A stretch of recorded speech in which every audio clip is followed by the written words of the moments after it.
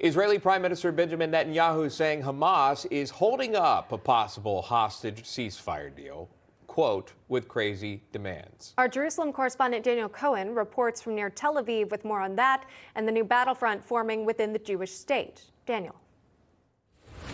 Former Israeli Prime Minister Ehud Barak is calling on the Israeli left to besiege the Knesset, asking 30,000 citizens to camp day and night outside the parliament in Jerusalem. Barak is hoping to oust Benjamin Netanyahu, force new elections, and help the Biden administration establish a Palestinian state. Israeli riot police used a water cannon to disperse hundreds of anti-government protesters in Tel Aviv over the weekend. 21 people were arrested Saturday in demonstrations not seen since before October 7th, when barbaric Hamas terrorists invaded. A day earlier, Netanyahu released Israel's plan to restore security and rebuild Gaza post-Hamas.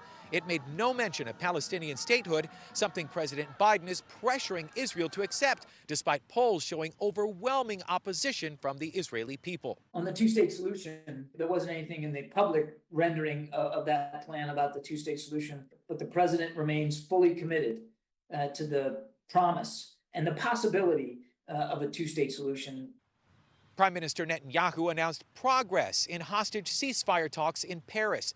The war cabinet signaled a basic framework to release between 30 and 40 more Israeli hostages, women, elderly, the wounded, in exchange for a 6-week calm.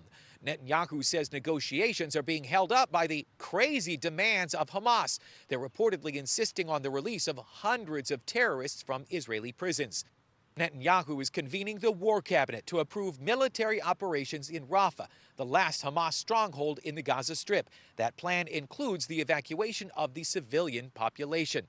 He says once the IDF launches that Rafah operation, Israel will be weeks away from total victory.